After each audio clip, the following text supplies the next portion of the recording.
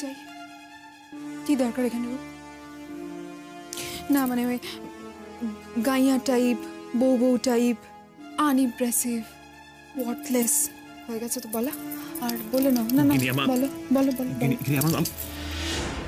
Don't touch me, don't you dare Roop. গিনি আমি আমার ক্ষমা চাওয়ার মুখ নেই তোমার কাছে। অ্যাকচুয়ালি আমি ক্ষমার অযোগ্য। গিনি তুমি আমাকে শাস্তি দাও, তুমি আমাকে নিজের হাতে শাস্তি দাও। বেরিয়ে যাও রূপ, তুমি প্লিজ বেরিয়ে যাও এখান থেকে। গিনি গিনি প্লিজ, আমার কিছু বলার আছে। গিনি আমার কথাটা তো শোনো। গিনি প্লিজ, আমি আমি আমি আমি কিছু কথা বলতে চাই তোমার সঙ্গে, প্লিজ গিনি। কি কি কথা বলার আছে রূপ? আর কি কথা বলার আছে তোমার আমাকে? গতকাল থেকে যেগুলো তুমি আমার সঙ্গে করেছো সেগুলো এখন জাস্টিফাই করতে এসেছো? এত নির্লজ্জ তুমি? না গিনি, আমি জাস্টিফাই করব না। আমার তোমার সঙ্গে কিছু কথা আছে, কিছু কিছু বলার আছে। আমাকে একটু সময় দাও। বলো বলো, কিন্তু একটা কথা রূপ, তোমার এই কথাগুলো বলা হয়ে গেলে আমি এই বাড়ি থেকে চলে যাব। তুমি বা তোমার ফ্যামিলির কেউ আমাকে আটকাবার চেষ্টাও করবে না। কোনো রিসেপশন হবে না, যদি হয়ও সেখানে তুমি একা থাকবে, আমি থাকবো। ওকে ওকে ওকে ওকে ওকে গিনি, তোমার যা ভালো মনে হয় তুমি সেটাই করো, আমি কোনো কিছুতে বাধা দেব। ফাইন?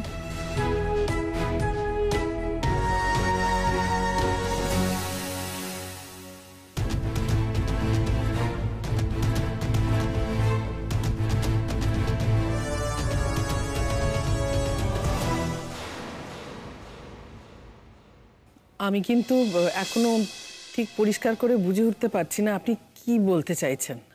বেশ, তাহলে একদম পরিষ্কার করে বলি। মধুমিতা, তুমি নিশ্চয়ই জানো যে কোর্টে মেঘ আর নীলের অ্যাপিয়ারেন্সের ডেটটা পড়েছে। ওরা তো অনেকদিনই একসঙ্গে থাকে না, তাই জন্য আমার ধারণা যে ওদের ডিভোর্সটা ওই দিনই হয়ে যাবে। আর মধুমিতা, ওই 8 তারিখের পরে আমি কিন্তু আর একদম দেরি করতে চাই না নীল আর ময়ূরীর বিয়েটার ব্যাপারে। পারলে ওই 8 তারিখেই আমি বিয়েটা দিয়ে দিই, কিন্তু সেটা একটু বাড়াবাড়ি হয়ে যাবে।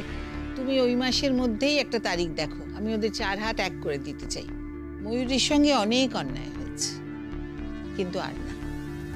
কি ময়ূরী, তুমি নেবে তো আমার ছেলেটার দায়িত্ব?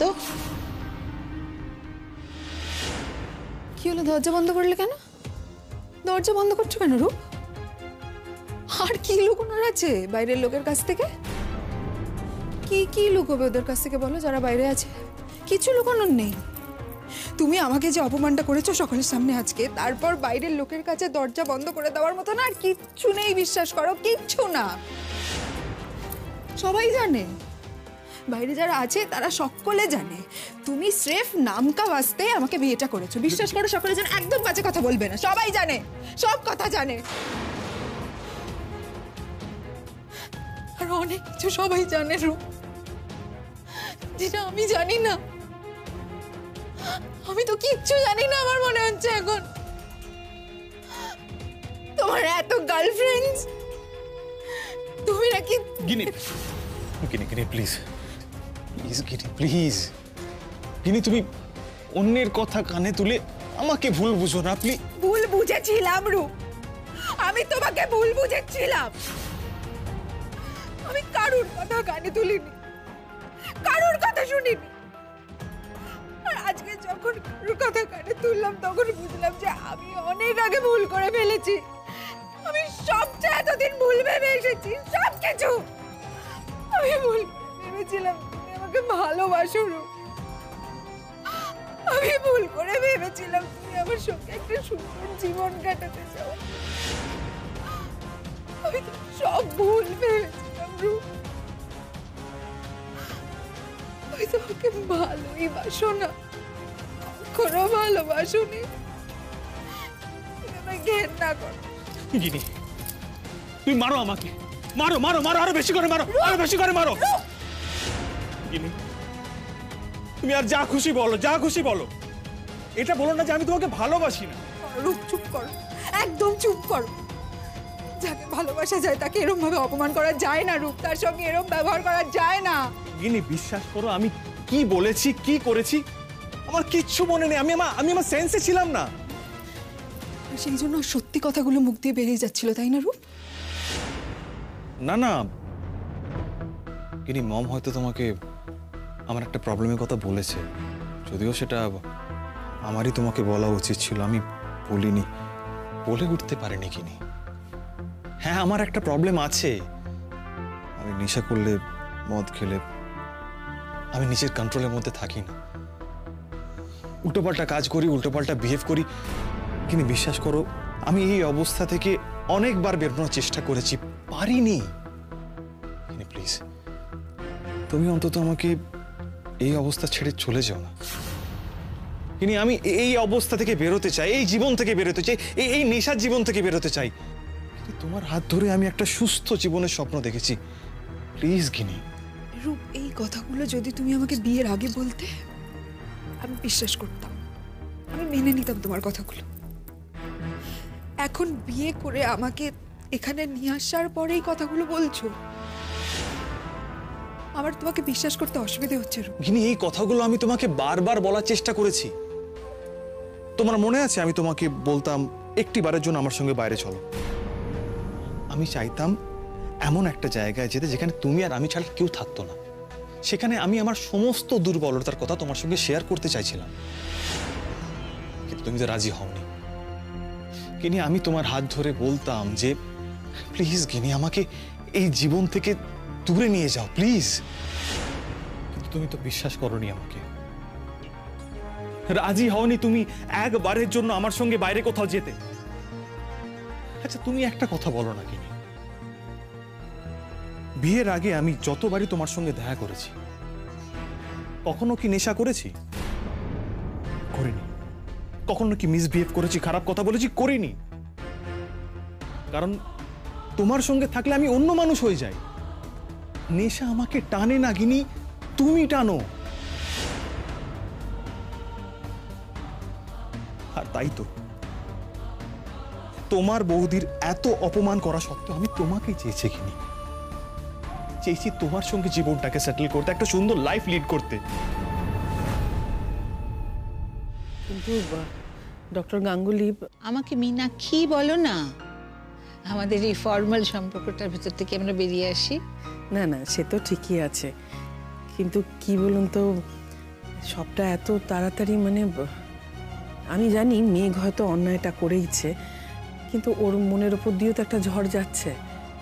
ডিভোর্সের ঘাড়ে ঘাড়ে যদি বিয়েটা হয়, ওরও তো খারাপ লাগতে পারে। দেখো মধুমিতা, কিছু কিছু ব্যাপারে কিন্তু আমি খুব রুটলেস। যা ঘটেছে পুরোটাই ঘটেছে কিন্তু মেঘের কারণে। মেঘ খুব বাজেভাবে নীলকে ইনফ্লুয়েন্স করে এই বিয়েটা করেছে, আর তারপরে ওর চরিত্রের কারণেই কিন্তু নীল ওকে ডিভোর্সটা দিচ্ছে। তবে হ্যাঁ, নীল অত্যন্ত ভদ্র ছেলে, তাই জন্য ও পুরো জিনিসটাকে মিউচুয়ালি করে দিচ্ছে। মেঘ কি কি ঘটিয়েছে বা এখনো ঘটাচ্ছে সেগুলো সবাইকে জানাচ্ছে না। মধুমিতা, এটা নিয়ে আর তোমরা দেরি করো না, তারিখটা ঠিক করে নাও তোমাদের সুবিধা মতন, আমাদের জানিয়ে দিও, আমরা সবটা অ্যারেঞ্জ করে নেবো, আমাদের কোনো অসুবিধা নেই। এইভাবে মীনাক্ষী মানে কটা মাস যেতে দিন, তারপর না হয় আর মেঘ একটু স্বাভাবিক হোক। দেখো, আমার যদি দেরি করার হতো তাহলে কিন্তু আমি আজ এইভাবে এখানে চলে আসতাম না। আমার বাড়িতে আজ মেয়ের বিয়ের বউ ভাত, আমি সেখান থেকে সোজা এখানে চলে এসেছি তাড়াতাড়ি। তার মানে তুমি বুঝতে পারছো তো আমি কত তাড়াতাড়ি সমস্ত জিনিসটা করতে চাইছি। না মানে আমি তো নিজে থেকে ডিসিশন নিতে পারি না, ওদের বাবা আসুক, একটু কথা বলি, উনি যদি রাজি থাকেন তাহলে সামনের মাসে। আমি যতদূর অনিন্দবাবুকে চিনেছি তাতে আমার মনে হয় না উনি রাজি হবেন বলে, আর তাই আমি তোমার কাছে এসেছি। তুমি তো ময়ূরীর মা, তুমি ওর ভালো চাও, ওর ভালো মন্দ নিয়ে তুমি কেন ডিসিশন নেবে না বলো? আমাকে একটু সময় দিন, এত বড় ব্যাপারে এত তাড়াহুড়ো করে। ঠিক আছে, আমি তাহলে সামনের মাস ধরেই এগোই। আজ আসি। এই যে ময়ূরী, তুমি আমাদের সঙ্গেই চলো না রিসেপশনে, আবার একা একা কেন যাবে? না না, আমি মিনির সঙ্গে কোঅর্ডিনেট করে চলে যাব। আচ্ছা ঠিক আছে, তোমার তাহলে সামনের মাসে কোনো আপত্তি নেই তো? এই তো এই হাসিটাই বলে দিচ্ছে আপত্তি নেই। আমি তোমাকে একটা দায়িত্ব দিয়ে যাচ্ছি। তোমার দায়িত্ব হবে তোমার মাকে কনভিন্স করা। আর আরেকটা কথা বলো তো, বিয়ের আগে কি তোমার কোনো সেরকম বিশেষ উইশ আছে যেটা হয়তো আমি ফুলফিল করতে পারি? আমার উইশ মানে না, থাক, কিছু নেই, কিছু না। কিছু একটা তো আছে যেটা বলতে গিয়েও তুমি বললে না। বলে ফেলো, নয়তো আমি তো তোমায় ছাড়বো না, তুমি জানো।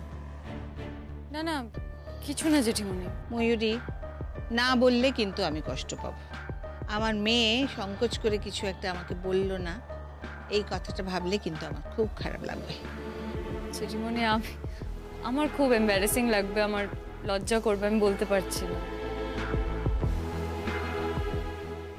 একটু ন্যাকামি করে বলতে হবে, নীলকে আমাকে বেঁধে ফেলতে হবে রূপ কিছু ঘটাবার আগেই।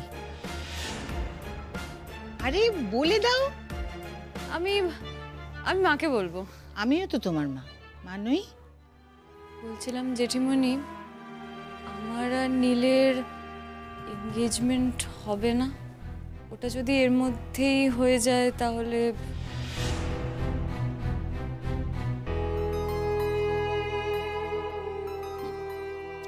আমি কথা দিচ্ছি হবে, আর সেটা হবে ডিভোর্সের পরের দিন।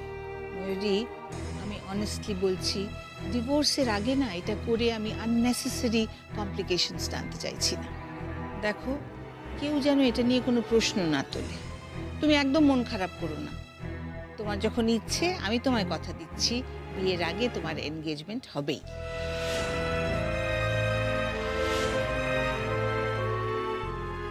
আজকে তাহলে চলি। আসো, আজকে কিন্তু একটু চাটা খাওয়া হলো না। সব হবে, চাটা সব খাওয়া হবে। আমাকে তাহলে অন্যভাবে নীলকে কমিট করিয়ে রাখতে হবে, কিন্তু রাখতেই হবে। রূপের ওপর কোনো ভরসা নেই আমার। আমি বিশ্বাস করি না তোমাকে, মিথ্যে কথা বলছো তুমি। বাইরে সবাই তোমার সম্পর্কে কত কথা বলছিল রূপ, তোমার চরিত্রের কথা, তোমার সবাই কত কথা বলছিল। কিনি, ওদের কথায় কান দিও না, ওদের কথা বিশ্বাস করো না। আমি তোমাকে বলছি কিনি, আমার ড্যাডির যে বিজনেস, একটা জিরো থেকে তৈরি হওয়া একটা বিরাট বিজনেস, স্বাভাবিকভাবে সবাই হিংসে করবে। আর আমি তো আমার কোনো কিছু গোপন রাখিনি তোমার কাছে। আমি তোমার পাস সম্বন্ধে সবকিছু বলেছি। হ্যাঁ, কলেজে পড়ার সময় একটি মেয়ের সঙ্গে আমার সম্পর্ক হয়েছিল। আমি পরে জানতে পারি মেয়েটা আমাকে ঠকাচ্ছে। আমার ড্যাডির টাকা দেখে, আমার ড্যাডির বিজনেস দেখে সে আমার সঙ্গে সম্পর্কে গেছিল। ওর নজর ছিল আমার ড্যাডির পয়সার উপরে, আমার ড্যাডির বিজনেসের উপরে। আমি যখন জানতে পারি না কিনি, বিরাট বড় ধাক্কা খাই। সেই ধাক্কা খাওয়ার পর থেকে আমি নেশা স্টার্ট করি। কিনি প্লিজ, প্লিজ কিনি, প্লিজ তুমি আমার দিক থেকে মুখ ফিরিয়ে নিও না কিনি। দেখো কিনি, তুমি আমার দিক থেকে মুখ ফিরিয়ে নিলে আমি যে সুস্থ জীবনে ফিরে যেতে পারবো না। প্লিজ কিনি।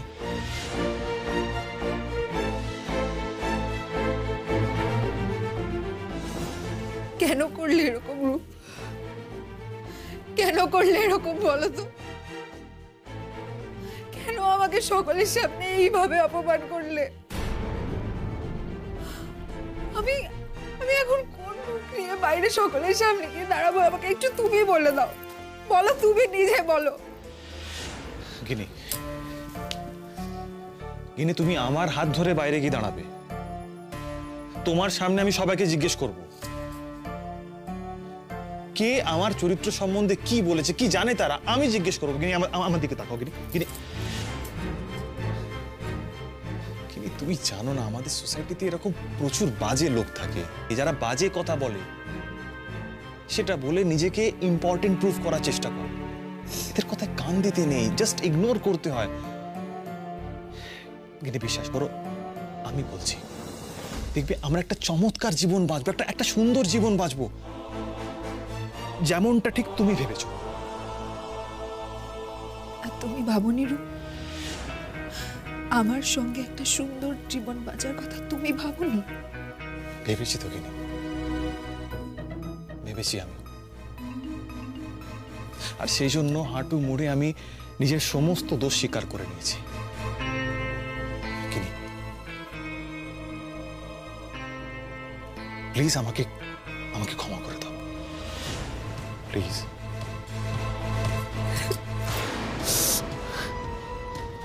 আর কখনো এরকম করো না রূপ,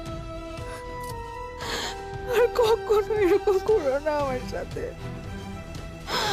আমার খুব ভয় করে। আমি শুধু তোমাকে বিশ্বাস করি, অনেকের কথা কানে না তুলে তোমার কাছে এসেছি। এরকম করো না রূপ, আমাকে আর কখনো এরকম ভয় পাইয়ে দিও না। আমার কথা দাও আর কখনো এরকম করবে না তুমি। কথা দাও আর কখনো কখনো আমাকে এরকম ভয় দেখাবে না রূপ, আমি কিন্তু মরে যাবো। গিনি, আমি তোমাকে কথা দিলাম, আমি আর কখনো এরকম করবো না, কখনো না।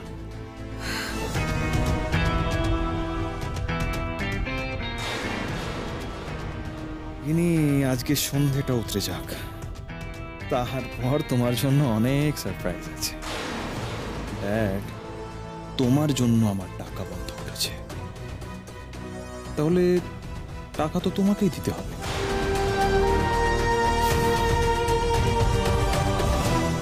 সব ব্যাপারে সবসময় তাড়াহুড়ো করা ভালো নয় ময়ূরী। মা, তুমি তাড়াহুড়ো কোথায় দেখছো বলো তো? 1 বছর আগে নীলের আমার সঙ্গে বিয়ে হওয়ার কথা ছিল, সেটা তোমার ছোট মেয়ের জন্য হয়নি। ছোট মেয়ে শুধু দোষ দিস না, নীলেরও দোষ ছিল। নীলকেও সিডিউস করেছিল, নীলও ট্র্যাপে পড়েছিল, বুঝেছো? তাও একটু সময় নেওয়া দরকার তো ময়ূরী। একটা মেয়ে ডিভোর্স হয়ে বাড়িতে ঢুকবে আর একটা দরজা দিয়ে একটা মেয়েকে বিদায় দেবো, লোকে কি বলবে? লোকে কি বলবে তাতে কি যায় আসে বলো তো? লোকে এসে তোমার আমার জীবন বাঁচতে যাবে না, লোকে এসে আমার দুঃখগুলো ভুগবে না, লোকে এসে তোমার মেঘকে নিয়ে অশান্তিগুলোও ঝেলবে না। নীলও তোমার সাথে খুব একটা ভালো কিছু করেনি। আমি জানি মা, তার জন্য বারবার আমার কাছে ক্ষমা চেয়েছে, আর আমি ওকে ক্ষমা করেছি। বিশ্বাস করো, আজ যখন তুমি জেঠিমনির সঙ্গে কথা বলছিলে, আমার নিজেকে খুবই হেল্পলেস লাগছিল জানো।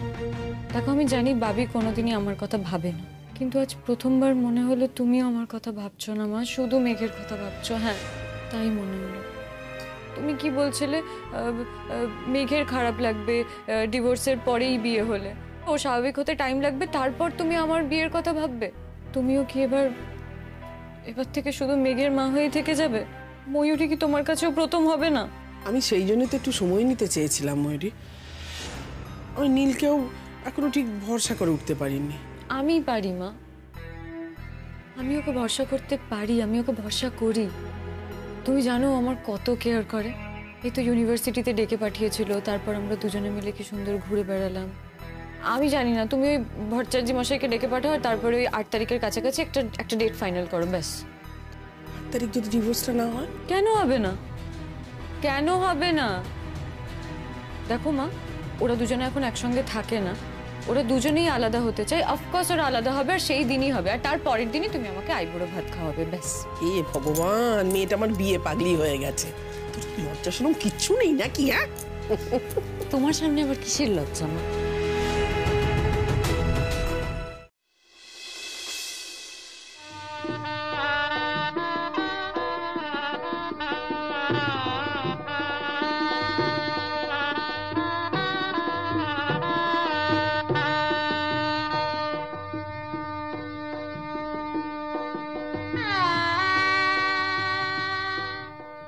বাড়ি থেকে কেউ আসছে না কেন এখনো? কখন আসবে ওরা? একটা ফোন করি। যা যা হয়েছে সেসবের কোনো কিছুর আভাস কি আমি দেব কাউকে?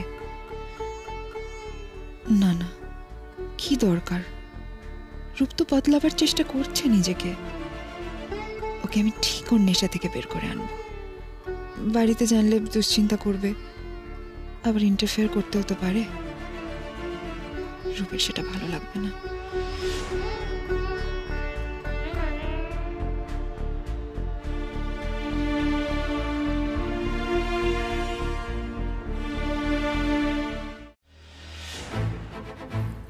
করছিলে তুমি? মাকে। তোমার মনে আছে তো গিন্নি আমি তোমাকে কি বলেছিলাম? না না, আমি কিছু বলতে ফোন করছিলাম না, আমি জিজ্ঞেস করছিলাম যে ওরা কখন আসবে। এসে যাবে, নিশ্চয়ই এসে যাবে। দেখো গিন্নি, তুমি যেরকম ওদের জন্য ছটফট করছো, ওরাও তো তোমাকে দেখার জন্য ছটফট করছে। কিন্তু তুমি যদি বারবার করে ফোন করতে থাকো তাহলে ওরা কি ভাববে? তোমার এখানে ভালো লাগছে না। কি জানো তো গিন্নি, আমাদের এখন এই সময় না সব থেকে বড় অভিশাপ হচ্ছে এই ফোনটা। এত লোক এসেছে গিন্নি, সবাই তো তোমার জন্য এসেছে। তুমি সবাইকে ছেড়ে এখানে একা একা। চলো এসো এসো। ও hello mister Chopra, how are you? I'm fine, thank you. What about you? I am good, খুব ভালো আছি। Meet my daughter in law Gini, Wow, আমার বৌমা। sweet name. How are you, beta? I'm fine. Okay, give her the gift. This is for you. Thank you. Okay. এক second, রূপ আচ্ছা, এটা কি করছো তুমি? ওকে একা ফেলে রেখে তুমি ওদের সঙ্গে বসে গল্প করছো? ও মুখ শুকনো করে ঘুরে বেড়াচ্ছে, আর তুমি ওকে নিয়ে যাও, ওর পাশে পাশে থাকো। এত লোক এসেছে, সবাইকে সঙ্গে ইন্ট্রোডিউস করিয়ে দাও তোমার ওয়াইফকে। যাও, আর আমি ওদিকটা দেখছি। আপনারা কিছু নিন না। Sure. আসো আসো। গিনি, একটা কথা মনে রেখো, এই বাড়ির কথা কিন্তু এই বাড়িতেই থাকবে, বাইরে যাবে না।